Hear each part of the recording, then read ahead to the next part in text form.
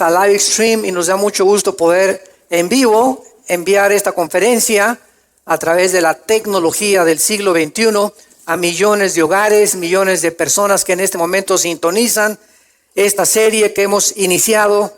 Esta es la tercera parte, la invasión de los ángeles caídos.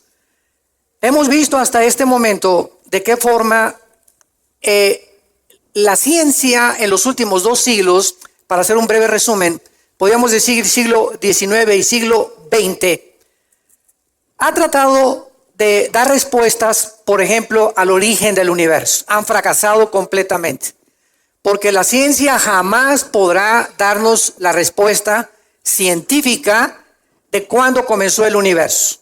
Porque para que sea científico, tiene que ser repetitivo, tiene que ser demostrable. ¿Verdad? En un laboratorio, el científico observa los fenómenos y se tienen que demostrar en tubos de ensayo, etcétera, etcétera. Y el científico simplemente es guiado por las leyes, que vamos a ver más adelante, que rigen el universo. Vamos a ver quién estableció esas leyes y esas fuerzas o poderes que existen.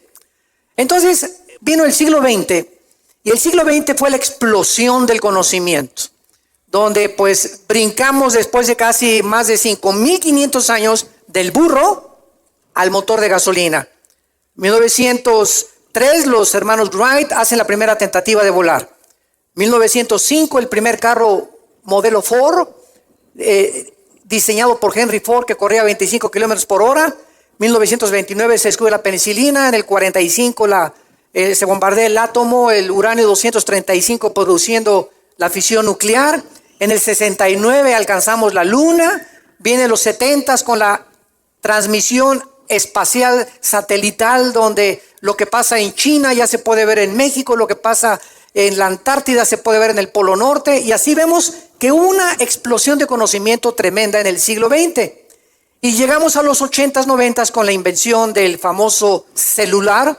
Ahora ya no son celulares, ¿verdad? Me acuerdo el primero era como un tabique en los 80, no sé cuántos se acuerdan ustedes. El primer celular era así un aparatote grandote con una antenota, y tenías que traer la caja ahí en la cajuela de tu carro. Y bueno, fue una revolución que se hizo con el internet, la época cibernética. Y ahorita ya una computadora de hace un año es obsoleta con los avances tan impresionantes que está teniendo la tecnología. Pero a pesar de que hemos alcanzado en el siglo XX estos avances y estos descubrimientos científicos, lo más paradójico de esto es que en el siglo XX es donde aparecieron por primera vez en la historia el mayor número de ateos. Nunca en la historia había habido tal resurgimiento del ateísmo como en el siglo XX. Antes del siglo XX tenemos nosotros a Blaise Pascal, que era cristiano, tenemos a Maxwell, que era cristiano, tenemos a Isaac Newton, que era cristiano, Luis Pasteur, al mismo Alberto Einstein, que él dijo, ¿verdad?, que no se podía jugar a los dados con el universo. Y de repente, ¿verdad?, surgió el siglo XX que ensoberbeció al ser humano. Entonces, la ciencia, pues no ha podido definir, ¿verdad?, cómo puede realmente, qué respuestas dar al origen del universo, al origen del ser humano. Y se han inventado teorías, que venimos de chita, que venimos de los animales, de un proceso de selección natural, y que evolucionamos, como lo vamos a ver más adelante, de una sola célula, de una menjurje ahí que hubo de químicos, y ahí explotó todo y ahí surgió la vida. Pero antes de que Jesucristo regrese, que ya se escuchan los caballos del Apocalipsis en el cielo, la Biblia profetizó en Daniel 12, versículo 4, que el conocimiento aumentaría y que los entendidos iban a entender. ¿Qué cosa es lo que vamos a entender? Que mientras más cerca estemos de la culminación de la historia humana, más luz vamos a tener para entender los misterios que están escondidos al empirismo. ¿Qué es el empirismo? Es la filosofía que trata los ateos y que dicen: yo no creo lo que no veo, lo que no oigo, lo que no huelo o lo que no siento. El empirismo habla de una limitación del mundo que nos rodea invisible. Entonces los ateos basan toda su filosofía y sus creencias en el empirismo. Yo, si no lo oigo, si no lo tiento, si no lo veo, no lo creo. Entonces, esta limitación que tienen ellos les ha impedido entender que estamos rodeados de un mundo invisible, espiritual, con entidades reales que existieron antes que nosotros y que solo, desgraciadamente para ellos, porque no consideran la revelación bíblica, para ellos es obsoleto creer lo que la Biblia dice. Pero conforme nos vamos acercando más y más a la culminación de la historia, ahora los mismos ateos como Richard Dawkins, que fue uno de los principales ateos que han dirigido en los últimos años el ateísmo, han comenzado a convencerse de que realmente hay cosas en la Biblia que la ciencia no puede explicar y que cuando se descubren, la Biblia lo decía con siglos de anticipación. Y acaban poniendo en sus bitácoras y la Biblia tenía razón. Entonces, esta serie que estamos nosotros analizando, la invasión de los ángeles caídos, es una serie en la que estamos tratando de demostrar que en el mundo en el que tú y yo vivimos existen construcciones, existen edificios que era imposible que los seres humanos los hubiéramos edificado. ¿De qué estoy hablando? Las pirámides de Egipto, las construcciones en Stonehenge en Inglaterra, las ruinas de Machu Picchu en el Perú, en Bolivia, en Jordania, Arabia Saudita, Etiopía, Marruecos. Hay megalíticos erigidos de hace más de 5,000 años. ¿Qué es un megalítico? ¿O cuáles son las piedras megalíticas? Mega en el griego es enorme o grandísimo. Estamos hablando de construcciones de piedras de más de 100 toneladas de peso, que hace 5,000 años era imposible, no tenía ni las grúas ni la capacidad de montar las piedras como las encontramos y lo hemos venido desarrollando y describiendo, y que era imposible que sin calculadora, sin computadora, sin calendarios pudieran los mayas, por ejemplo, haber podido realizar el calendario lunar y el calendario solar de 365 días, y sin que ellos hayan tenido absolutamente ningún conocimiento, ni hace 6,000 años que eran granjeros y que eran rancheros, pudieran haber tenido los instrumentos que están azorados los científicos del siglo XXI y que no entienden cómo pudieron estas construcciones llevarse a cabo. En la conferencia anterior estudiamos las pirámides, se las recomiendo. La conferencia anterior, las pirámides de Egipto, las de Machu Picchu, piedras de 150, 200 toneladas, cortadas como mantequilla cuando ni sierras de punta de existían. Las pirámides de Egipto unidas, las piedras, y no ensamblaron. ¿Cómo pudieron cortar piedras de granito? ¿Quién les reveló hace 6,000, 5,000, 6,000 años el sistema de impermeabilización que tienen las pirámides de Egipto? ¿Por qué están orientadas todas hacia el cielo y a los 4 puntos cardinales y a los símbolos del zodíaco?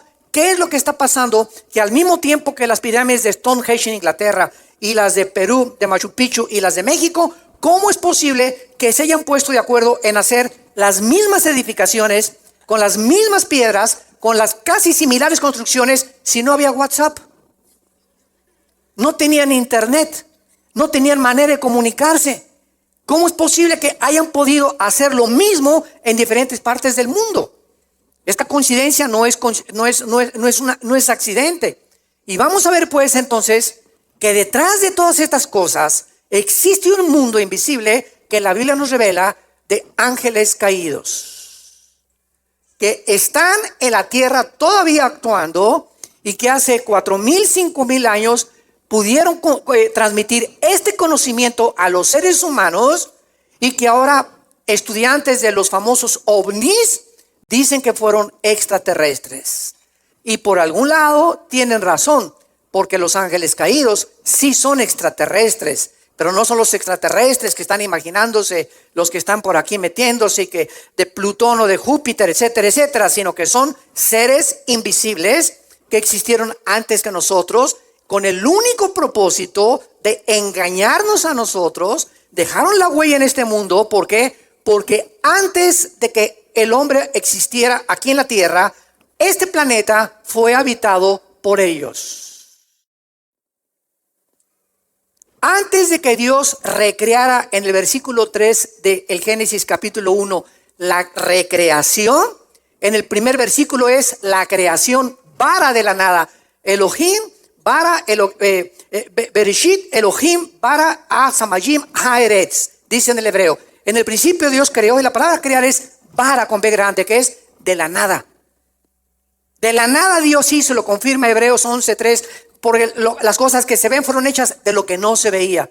Ahí está la creación original de todo el universo. Pero en el versículo 2, algo sucedió, que la tierra fue cubierta por agua, se oscureció, estaba en un estado de desolación caótico, que tuvo que intervenir el Espíritu Santo. Y en el versículo 3, Dios hace aparecer de las tinieblas la luz. Hágase la luz, la energía. Pero ya existía el sol, ya existía la luna, no fueron creados en el tercer versículo, fueron ya puestos y fueron puestos en marcha, en acción. Entonces vemos que antes de nosotros había una creación angelical. Y esto lo comprueban todas las páginas del Nuevo Testamento. Por ejemplo, en Job 28 dice la Biblia que los ángeles, cuando estaba Dios midiendo la tierra de una forma radiométrica, y estaba calculando el punto entre el polo norte y el polo sur Dios, y la circunferencia que tenía que tener la tierra, y la velocidad que la tierra necesitaba para que hubiera vida y pudiera girar en 24 horas y en 365 días alrededor del sol, y la distancia que tenía que tener la tierra exactamente del sol para que hubiera vida, y la necesidad que hubiera 4 estaciones, y la combinación de gases de oxígeno y nitrógeno que necesitamos para respirar, y porque es el único lugar en nuestra Vía Láctea donde hay oxígeno, aunque digan, se descubrieron 7 planetas y parecidos a la Tierra. ¿Y qué? No hay oxígeno. Estamos esperando salirnos del planeta hermosísimo que Dios nos hizo para con algún día la esperanza. Pues es que ya no veas tanto la guerra de las galaxias. Y todavía mantenemos ese sueño utópico. Vamos a conquistar el universo, cuando el mismo Alberto Einstein lo negó y lo dijo. La velocidad y el tiempo impedirán que el hombre salga de la Tierra, porque si un astronauta sale, ya no vamos a olvidarnos a Saturno y Plutón y otras galaxias y las estrellas. Vamos nada más hasta Marte. Para que un hombre salga a Marte y regrese, no podría regresar, porque en el universo el tiempo no existe. Y si un astronauta de 30 años saliera de la Tierra hacia el universo o hacia Marte y tuviera 30 años de edad y la esposa 25 años de edad, cuando él regresara, la esposa le doblaría la edad por la cuestión del tiempo, y tendría que viajar a la velocidad de la luz, 300,000 kilómetros por segundo, para poder llegar, y tardaría más de 10 o 15 años luz para poder realizar el sueño utópico. Yo le llamo marihuano de los seres humanos. Vamos, antes de entrar a Génesis, ver rápidamente en Hechos capítulo 17 lo que el apóstol Pablo les reveló a los intelectuales filósofos de la época de oro de la filosofía griega. Y esto me encanta porque hace algún tiempo tuve la oportunidad de dar una conferencia. Bueno, he dado varias ya de ellas, a estudiantes de filosofía.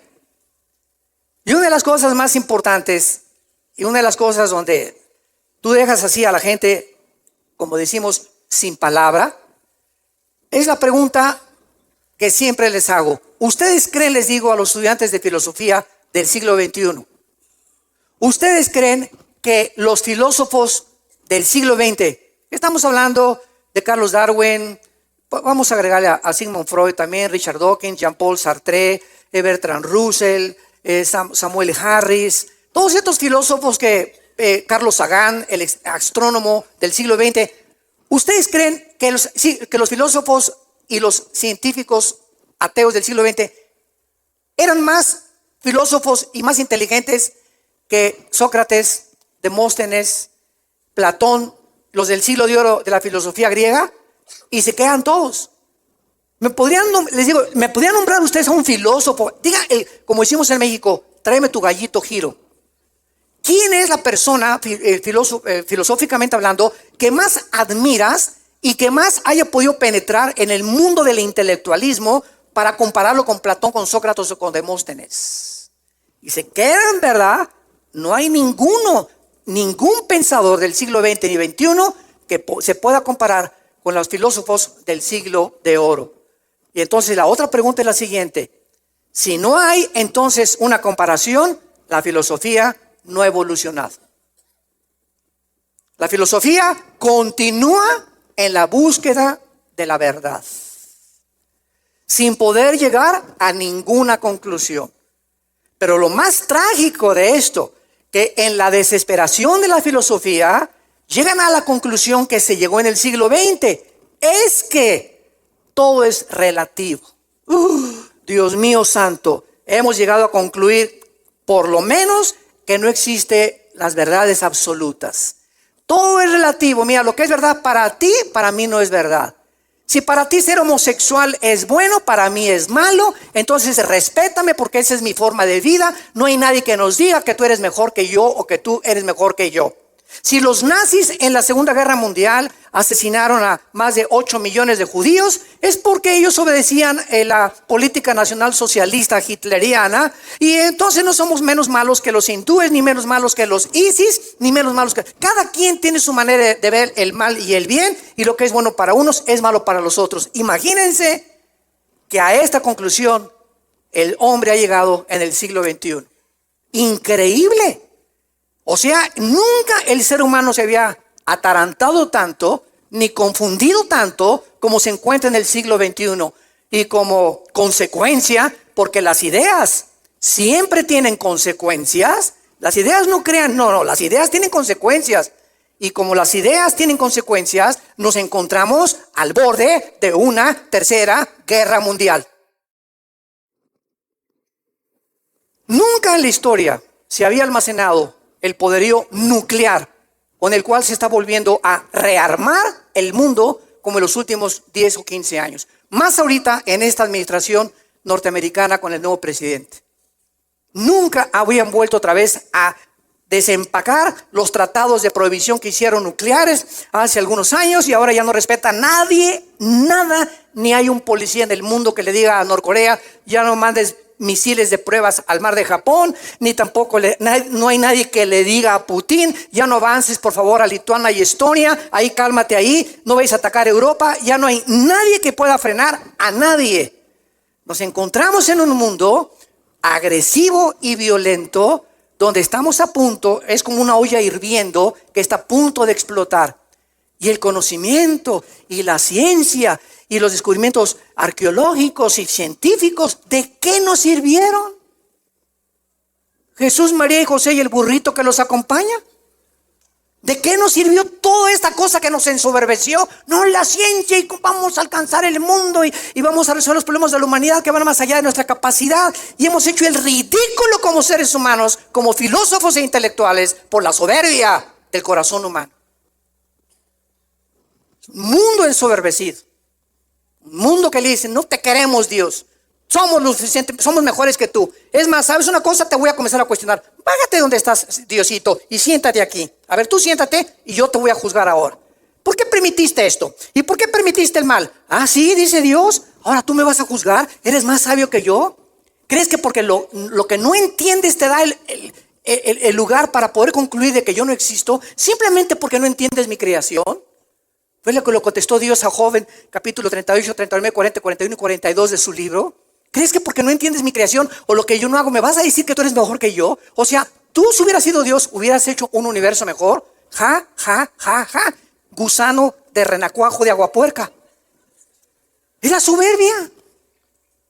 Ese es el ateísmo. Denunciando y desafiando: pues que yo soy ateo porque no entiendo esto. ¿Y por qué creaste el mal? ¿Y por qué creaste? ¿Sabes qué? Y como dijo Dios Teofilito, ni lo vas a entender. Y por eso Dios nos da la fe. La fe no es ciega, nos da evidencias, y la más grande evidencia es la muerte de su Hijo en una cruz y su resurrección de los muertos. Ya más no nos puede bastar, es que Él vive. En Hechos 17, el apóstol Pablo llega a Atenas, en el siglo de oro de la filosofía. Y ahí se juntaban los griegos a pensar. Y siempre que había alguien que tuviera alguna nueva perspectiva de la vida o alguna nueva forma de pensar, lo invitaban a un lugar que se llamaba el Areópago. en Atenas. Y era como un montecito así, ¿verdad? Porque nunca en la historia se ha distinguido el pensamiento humano como la época del siglo de oro, en la que se dedicaron a pensar. Y a pensar profundamente en muchas cosas que traspasan nuestra capacidad y nuestra limitación que Dios nos dio. Y dice el versículo 17, versículo 22, Pablo, porque pasó por Atenas Pablo, puesto en medio del areópago, les dijo: varones atenienses, en todo observo que son ¿qué? Lo primero que Pablo distingue y observa era la increíble religiosidad de estos grandes pensadores que no eran ateos. Y lo más interesante de la palabra que se usa en el griego aquí, religiosidad, que es desdidai, monasterios, es miedo a los demonios. La palabra religiosidad significa temor a los demonios en el griego. En todo observo que ellos no lo entendieron, que tienen ustedes espíritus que los han llevado a qué cosa, a tratar, vamos a seguir leyendo, y dice Pablo, porque pasando y mirando vuestros santuarios, hallé un altar en el cual estaba esta inscripción: al Dios no conocido, al que ustedes adoran, pues sin conocerle, es a quien yo les anuncio. Pablo entra al areópago y ve que por todos lados había altares de los griegos. ¿Saben ustedes lo que es un altar? Ahorita actualmente, desgraciadamente, se está volviendo a través de muchas iglesias la costumbre de pasen al altar y creen que el altar es venir a hincarse aquí. ¿Sabes una cosa? La palabra altar significa, apúntalo, el lugar del sacrificio. Y bajo el Nuevo Testamento ya no hay altares más que el que traes tú y yo en el corazón. Ahora, el sacrificio ya fue hecho por Cristo en la cruz. Y si lo queremos adorar, lo adoramos en el altar de nuestro corazón. Ya no hay ningún altar donde podemos decir a la persona, pasen al altar. ¿Por qué? Porque el altar ahora está dentro de nosotros. Así como Dios no habita en templos hechos por manos, ni le llamemos jamás, vamos al templo. ¿Cuál templo? El templo está dentro de ti. Esto es un edificio nada más, y puede ser un cine, puede ser un club deportivo, puede ser este lugar donde nos reunamos. La iglesia somos nosotros, no los edificios, como lo vamos a ver en el mensaje de Pablo, bajo el Nuevo Testamento. Entonces los griegos habían levantado un altar, por lo menos eran honestos, al Dios desconocido. O sea, los griegos decían, pienso, luego existo, luego vivo. Vivo, tiene que haber una causa, porque de la nada no sale nada. Si mi existencia tiene que tener una causa, a todo efecto hay una causa, y si esta causa no soy yo, tiene que estar fuera de mí. Y los griegos no tenían la revelación de Jesucristo. Para eso Dios mandó a los apóstoles a todo el mundo antiguo, el Asia Menor y Europa, a dar este mensaje. De que ese Dios que la gente adora en las religiones, los hindúes, los musulmanes, somos incorregiblemente religiosos a través de la historia y adoramos lo que no sabemos. Y si no tenemos un Dios, levantamos una piedra y le hacemos una forma humana, o agarramos madera y comenzamos a cortar madera y hacemos un ídolo de la madera o del yeso, del cemento, y después de aquello que hicimos con nuestras manos nos hincamos a adorar obra de nuestra propia creación. Imagínense nada más. Y ahí están, ¿verdad? Santos que levantamos y estatuas y ídolos que levantamos. ¿Quién los hizo? Los hicimos nosotros. Monumentos e ídolos que tienen ojos y no ven, tienen oídos y no oyen, no caminan. No hay espíritu dentro de ellos. Y ante ellos nos hincamos a adorarlos. ¿Por qué? Porque ignoramos quién es el verdadero Dios y Padre, creador del universo, Padre de Jesucristo, que se reveló en las sagradas escrituras que se llaman la Biblia, que tienes tú y que tengo yo. Gloria a Dios, bendito sea el nombre del Hijo de Dios, que nos ha revelado su voluntad. Y el mundo sigue igual, adoran lo que no saben. Ay, hermano, ¿qué pasó, doña Chole? Pues yo no soy ateo, yo creo en Dios. ¿De veras, doña Chole? ¿En cuál Dios? ¿Cómo que en cuál Dios? ¿En cuál? ¿Los hindúes tienen 6 millones de dioses? El hecho que tú me digas creo en Dios no dice nada. ¿En cuál? Puede ser el Dios que tú te fabricaste, al que tú sigues tus reglas. No, mi Dios me perdona. Y con mi Dios yo puedo fornicar y me puedo emborrachar. Y si voy el domingo y cumplo, durante semana me persino o doy mi dinero y ese Dios me perdona. Ese es el Dios que tú te fabricaste. Es el Dios que tú has inventado a tu propia conveniencia porque no te quieres someter al Dios vivo y verdadero. Esa es la gran contradicción que existe cuando una persona dice creo en Dios. Yo le contesto, el diablo no es ateo. ¿Sabían ustedes eso, verdad? El diablo cree en Dios, pero no lo obedece. Entonces no basta decir creo en Dios. Pablo continúa diciendo, es a quien yo les anuncio. Y vean el versículo 24, que es el punto que queremos aclarar del universo. Y dice así, Pablo, el Dios que hizo el mundo y todas las cosas que en él hay, siendo Señor del cielo y de la tierra, no habita en templos hechos por manos humanas, por el amor de Dios. Ni es honrado por manos de hombres como si necesitase de algo. Ay, Diosito, te traigo este pancito de muerto, te traigo esta veladora, te traigo esto, te traigo aquello. Él no necesita eso de nosotros. Pero ¿por qué lo hacíamos muchos de nosotros? Porque no lo conocíamos. Porque no teníamos el conocimiento de la Biblia. Y millones de personas alrededor del mundo, tus familiares, primos, amigos en la escuela, políticos, deportistas, artistas, siguen haciendo lo mismo porque no hay quien les diga la verdad. Y para eso Dios nos ha enviado un mundo necesitado. El mundo nos necesita, somos la luz del mundo.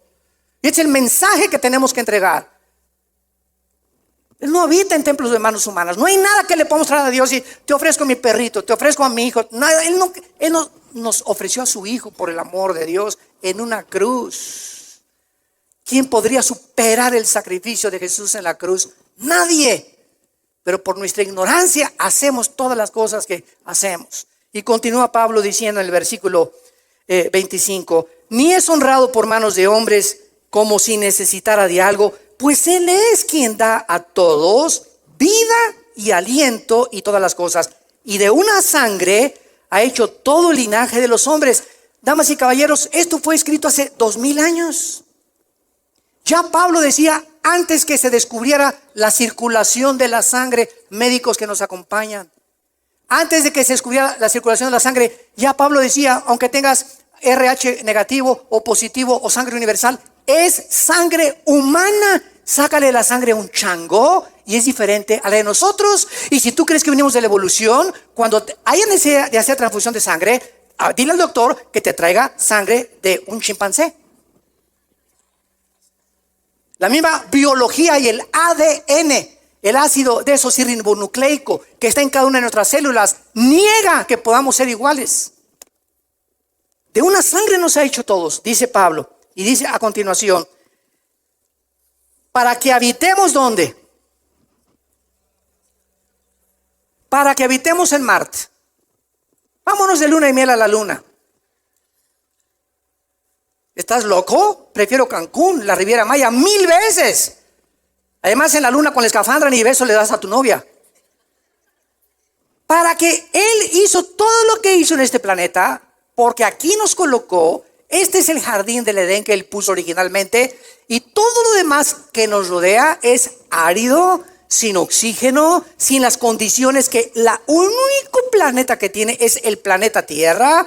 Bellísimo, con cascadas, con mares, con aire, con oxígeno, con ríos, con vegetación, con pájaros incomparables de miles de colores, con escenas increíbles, con bosques, con jardines. Y toda esta casa que Dios nos hizo para habitarla, porque nos ama, la convertimos en un basurero. Hemos echado a perder el agua, el aire, la comida, los alimentos, el mar, millones de litros de petróleo derramados. Y cuando llegamos al siglo XXI, ya no hay aire casi en ningún lugar del mundo que sea puro para respirar. Y después, Dios las guerras y Dios esto, espérame tantito. Nosotros somos los responsables de lo que hemos hecho con el mundo. Los temblores, las pruebas atómicas que se han hecho, los terremotos, eso es obra de nosotros. Hemos sacudido el mundo, hemos infectado el mundo por el pecado por la rebelión que tenemos con las leyes morales de Dios. Dios hizo el mundo para que habitáramos en él. Y dice el versículo 26 al final, y nos ha prefijado el orden de los tiempos y los límites de nuestra habitación. Dios hizo el mar, y dice el libro de Job, que Dios le dijo al mar, hasta aquí llegas. ¿Por qué el mar, señores ateos científicos, no se viene sobre el mundo? Increíble que la ola y se regresa, y viene la ola y se regresa. ¿Por qué no se viene toda esa masa impresionante de miles de millones de toneladas de agua sobre la tierra? ¿Qué es lo que detiene al mar? Dice la Biblia, Dios le prefijó el orden al mar y le dijo, hasta acá llegas. Y nos prefijó el límite y nos dijo, aquí van a vivir, pero como estamos, nunca, dice el dicho, ¿verdad? Nadie aprecia lo que tiene hasta que no lo pierde. Ya estamos hartos del mundo, ya estamos hartos de Monterrey y Guadalajara y todo este smog y Shanghái y la China, esto y el otro y guerras por aquí. Y vámonos al espacio y comenzamos a soñar sueños marihuanos. Vámonos a la Marte, sí, los extraterrestres y los platillos voladores van a venir a rescatarnos. Y comenzamos a inventar imaginaciones, tratando de escapar de un Salvador que nos hizo a su imagen y semejanza, porque no queremos reconocer la soberanía y la sumisión que necesitamos tener a Dios. Entonces, la Biblia hace 2000 años estableció que el hombre nunca conquistaría el espacio. Llegamos a la luna, hicimos pininos y mandamos naves por aquí, por allá, esto y el otro, y regresan y se desaparecen. Y además, para terminar este tema, el día que el hombre llegara a Marte, suponiendo que llegáramos, o que llegáramos a Mercurio, que llegáramos a Venus, los más cercanos, ¿saben ustedes cuál sería el propósito y la razón por la cual los países quieren llegar a estos planetas? Siempre con motivos bélicos. Poner desde allá un cañón apuntando a la tierra. Y allá arriba, si llega el de Corea del Norte, a ver, chinitos, a todos ustedes allá abajo. Ahora, desde aquí tengo el poder, en el momento que no se sometan a mis demandas y comience el chantaje, desde aquí me los echo a todos. Y pondría al mundo de rodillas, fuera esa nación u otra nación, pero siempre habría la capacidad humana y la tendencia humana de dominar y controlar el mundo. Y lo dijo Jesús, los hombres y los gobernantes se enseñorean de las naciones y os oprimen, mas el Hijo del Hombre ha venido para servirlos y dar su vida en rescate por muchos. Entre ustedes, nosotros, los que estamos comenzando a conocer la verdad, no debe ser así. Entre ustedes, el más grande es el que le lava los pies a los demás. Entre ustedes, el más grande no es el que es servido, sino el que se convierte en siervos de los demás. ¿A cuánta gente tú como cristiano sirves? ¿A cuántos orfanatorios vas una vez al mes? ¿A cuántos asilos abrazar a los viejitos? ¿Cuánta gente pasando? Ahorita veníamos aquí a la iglesia y cuántos niños pobres, niñas de 6, 7 años así, chamuqueo, con paletitas, me compro una, quítate chamaca. ¿Y cuánto es una limona? 5, 10 pesos. ¿Qué son 5, 10 pesos ahorita para una muchacha así? Ni siquiera puede comprar un refresco, un medio litro de leche. Pero ya tenemos un corazón tan cerrado que ya no nos interesa nada más que nosotros y nuestros propios intereses. Y ese es el peligro del cristianismo, que nos convertamos en robots, donde perdamos ya los sentimientos y el corazón de Jesús por las almas. Y comencemos ahí para nosotros nada más. Ayúdanos, Señor. Oh, Dios, ten misericordia. Ten misericordia, Señor, de nosotros. Necesitamos despertar a la realidad de la vida cristiana. Muy bien. ¿Alguien trae un Kleenex por ahí que me podría regalar? Regresamos a Génesis 6. Gracias. Y en Génesis 6 vemos un pasaje que va a ser el tema, la plataforma teológica y bíblica de toda esta serie, la invasión de los ángeles caídos, porque en Génesis 6 vemos el primer intento satánico de pervertir la genética humana. Cuando en Génesis 3:15 se hizo la primer promesa de la venida del Mesías, y Dios dice, hablando, tu semilla le dice a Satanás. Y la palabra semilla en Génesis 3:15 es la palabra hebrea sera con Z para que lo apuntes, que significa esperma. Esperma. Tuvieron que pasar casi 6,000 años o 5,500 años hasta que se comenzó a descubrir el ADN. Y después el doctor Watson y el doctor Crick en 1954 descubrieron la hélice del ADN para descubrir que en cada una de nuestras células tenemos una información codificada que contiene toda la información de nosotros. Pasaron casi 5,500, 4,500, 5,000 años para que se entendiera este versículo. Satanás, tu esperma, tu semilla va a hacer tropezar al Mesías. Pero el esperma del Mesías, la semilla del Mesías, te herirá en la cabeza y acabará contigo. Y lo interesante en Génesis 3:15 es que esta promesa, hablando genéticamente, descubrimos en el mundo de la ciencia y de la medicina que la mujer no es la que trae el esperma. ¿Correcto? El esperma lo trae el hombre. La semilla la trae el hombre. La mujer recibe en su óvulo el esperma del varón, viene la unión de los 23 cromosomas con los 23 cromosomas de la mujer, del esperma del hombre de la mujer, se unen para formar un cigote en la fertilización y viene la vida humana. Dios sopla, ¿verdad?, el espíritu dentro del ser humano. Pero esto es impresionante porque ¿cómo podía profetizarse que sería una mujer la que tendría la semilla? Pasaron los siglos. Y Dios le revela a Isaías capítulo 7 que cuando el Mesías apareciera, pasaron tantos siglos para que se comenzara a entender que la madre del Mesías no iba a ser una mujer normal.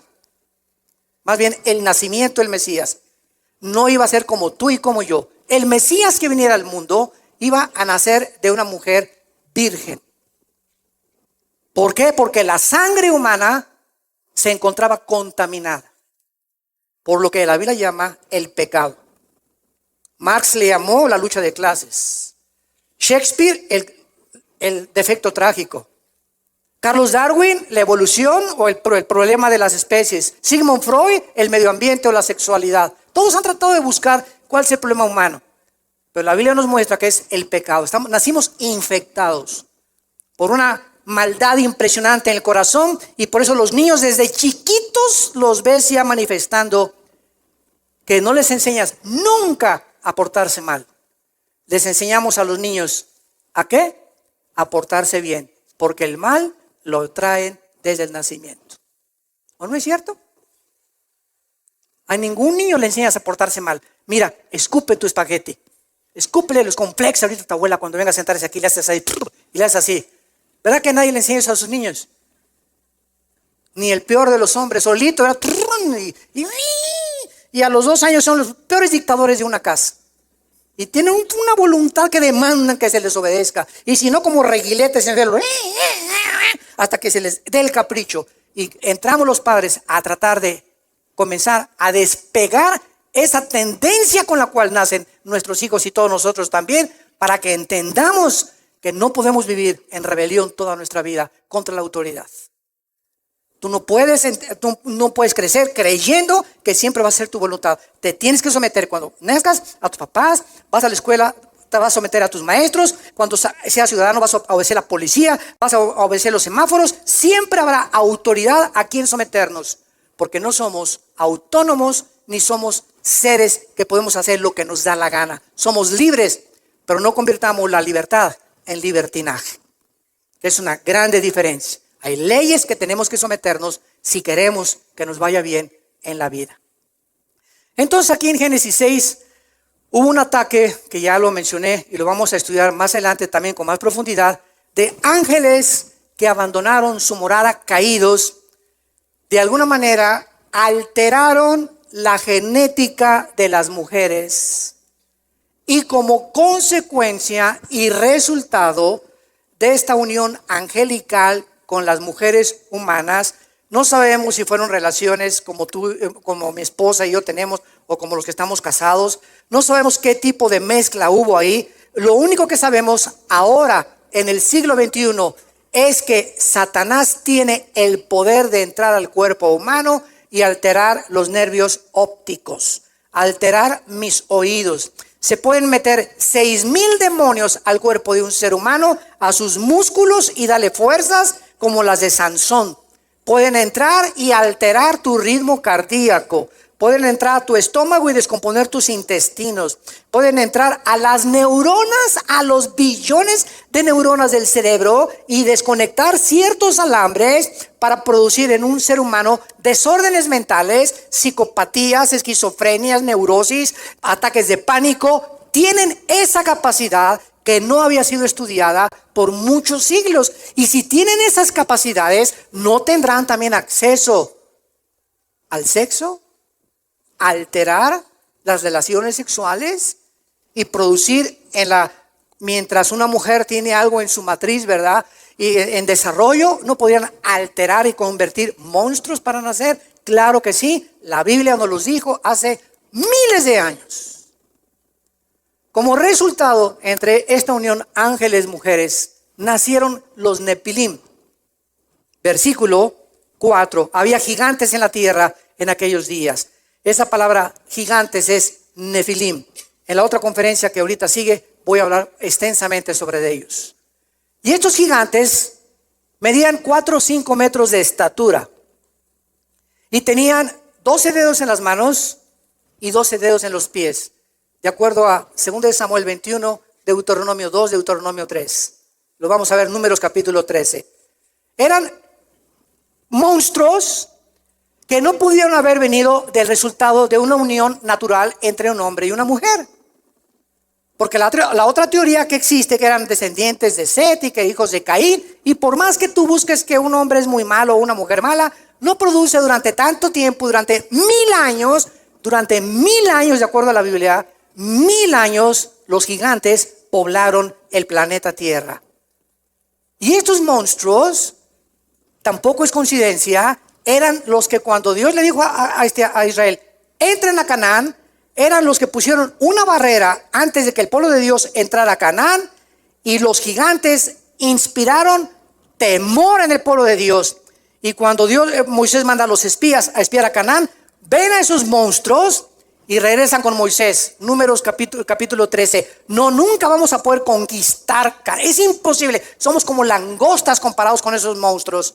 Pero había 2 hombres, Josué y Caleb, que dijeron, sí podemos, con Dios todo lo podemos, que nos fortalece. Y por ese temor, esa generación no entró a la tierra prometida. Entonces no es coincidencia que eran los que se constituyeron en los enemigos más grandes del pueblo de Israel. Y cuando Dios manda exterminar a los refaítas, a los onsomitas, a los amorreos, a todas esas tribus cananitas, y dicen las gentes que no entienden, ¿cómo puede Dios haber exterminado en el antiguo? Un día que tuve un alegato con un ateo me sacó este argumento, ¿cómo puede Dios que eso es un genocidio? A ver, ¿cómo puede mandar a exterminar todas esas cosas? Y le digo, si tú no entiendes detrás de una acción de Dios, la sabiduría que se encuentra en el Altísimo, pues vas a seguir igual diciendo, porque no lo entiendes, cómo Dios mandó matar mujeres y niños. ¿Y cuál es la respuesta? Que Canaán había sido contaminada genéticamente. Y Dios destruye con un diluvio, pero hasta los animales pervirtieron la genética, los ángeles caídos, menos Noé, sus 3 hijos, sus 3 nueras, que fueron salvadas en el arca. Tenía Dios que limpiar la tierra por el beneficio de alguien que iba a entrar, y tenía que purgar completamente porque se iba a reproducir, y no hubiera durado 10 años la población humana. Es como cuando tú tienes exactamente una naranja podrida en una canasta. ¿Cómo puedes sacar esa naranja? Espérame tantito. Sácala y voltéala. Mira, se está pudriendo. Y si la dejamos ahí, va a acabar pudriendo a todo el canasto de naranjas. Para que las otras naranjas puedan sobrevivir, hay que sacar la podrida. Es el mismo principio espiritual en las acciones de Dios. Dios tiene muchas veces que llevarse a muchos seres humanos y Él es el creador. ¿Quién le dice a Dios que Él es asesino si Él es el que le dio la vida? Nosotros no podemos quitar la vida, pero Dios sí, porque tú y yo no la dimos. Él sí la dio. Él sí tiene el derecho de decir a cualquier persona, te vas a casa o te saco de ese planeta. Nadie puede acusar a Dios de genocida. Él tiene el derecho sobre su creación. Entonces, todos estos conceptos son muy importantes para todos nosotros como cristianos, para que entendamos lo que se encuentra detrás de un mandamiento de Dios, su sabiduría. Y para entenderlo necesitamos al Espíritu Santo. Nada más, sin el Espíritu Santo te vas a quedar como don Teofilito y su esposa. Y para terminar, vemos nosotros que de todos los monumentos que en la clase anterior pudimos examinar, como Egipto, Machu Picchu, etcétera, etcétera, es increíble, y yo mismo no estaba, no conocía que en Israel también existe algo sobrenatural. Escuchen ustedes, una de las más grandes maravillas, pero poco conocidas en el mundo antiguo, es un monumento parecido al de Stonehenge en Inglaterra. Este monumento, ¿se acuerdan? En Stonehenge es como un círculo de piedras, con piedras casi de 100 toneladas arriba, que nadie entiende, ¿verdad?, por qué se hizo esta especie como de altar, como de un templo para celestial o para poder alcanzar algo o los dioses. Y se encuentra situado en las colinas del Golán en Israel. ¿Cuáles son las colinas del Golán? Muy bien. Si tú vamos, los que nos han acompañado a Israel, al llegar a Israel aterrizamos en Tel Aviv y siempre hay un viaje al mar de Galilea, al norte de Israel. En un mapa llegando a tu casa lo puedes ver. La parte norte de Israel, del mar de Galilea, y arriba está el monte Hermón y después las colinas de Golán, que son la frontera con Siria. Y que en 1967, cuando ganaron la guerra de los 6 días, el general Moshe Dayan se apropió de las colinas del Golán y ahorita los palestinos están tratando por todos los medios de que devuelvan esas colinas. Escuchen, si Israel devuelve esas colinas, quedaría desprotegido porque es la única protección militar bélica que tienen con frontera con Siria. Y si Siria ocupa las colinas del Golán, olvídense ustedes, Israel desaparecería. Bueno, ahí en las colinas del Golán, al norte de Israel, hay un círculo de anillos de piedras concéntricas de casi 170 metros de diámetro, con más de 40,000 piedras, haciendo un total de casi 37,000 toneladas métricas. Algunas de estas piedras que forman los anillos tienen un peso de más de 50 toneladas, lo cual es un equivalente a casi 20 carros con una altura de 5 metros. Comiencen a considerar lo que estoy comenzando a describirles. Este monumento se encuentra a 16 kilómetros al oriente del mar de Galilea y en medio de una enorme planicie con una antigüedad de más de 4,500 años. No se puede apreciar este monumento si tú vas a Israel. ¿Dónde está? Le llaman el Gilgal Refaim, que en hebreo significa el círculo de los gigantes. Nosotros hemos ido a Israel, mi hermano me acuerdo cuando nos fuimos con más de 300 personas de varias iglesias de Vida Nueva, y verdad, pues ¿dónde está ese monumento? Es que ese monumento está en una planicie y no se puede ver más que desde un avión. Tendrías que rentar un helicóptero o una avioneta en Israel para desde el cielo poder ver ese monumento que se encuentra de círculo de anillos de piedras concéntricas con 170 metros de ancho, con más de 40,000 piedras, haciendo un total de 37,500 toneladas métricas. Y no se puede apreciar desde el nivel de la tierra y no hay colinas tampoco para poder apreciarlo, solo desde arriba, desde un avión.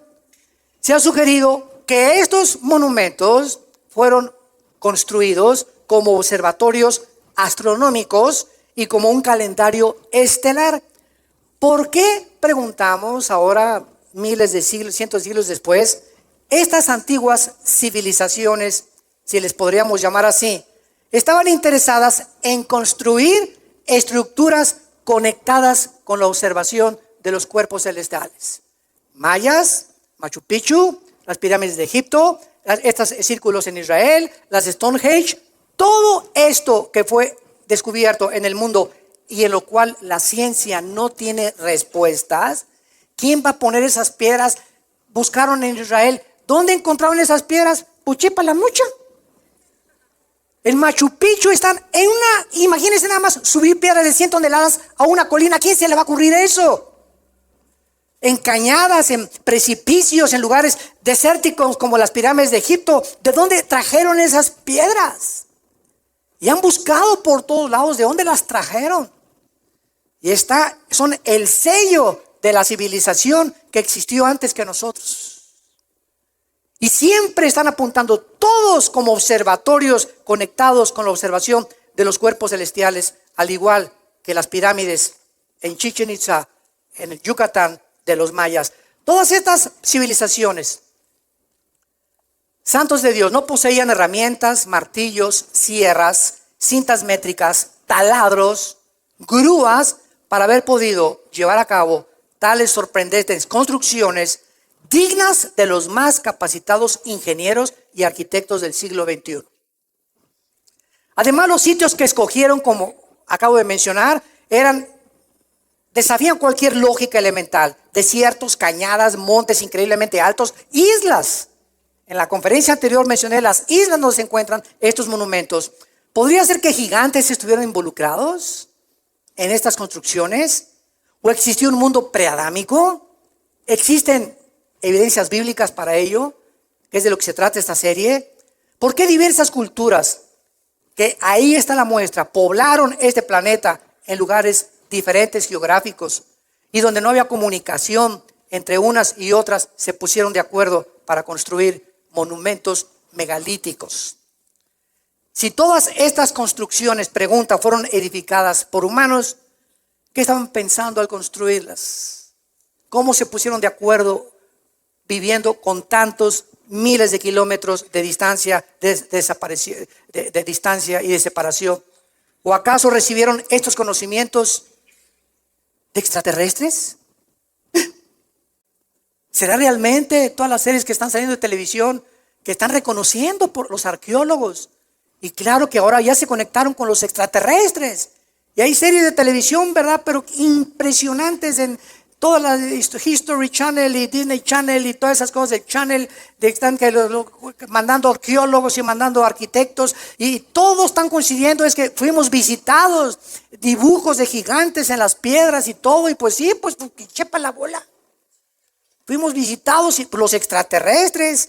Y además, ¿por qué esta insistencia en forma de pirámides, la mayoría, o de círculos y monumentos gigantescos?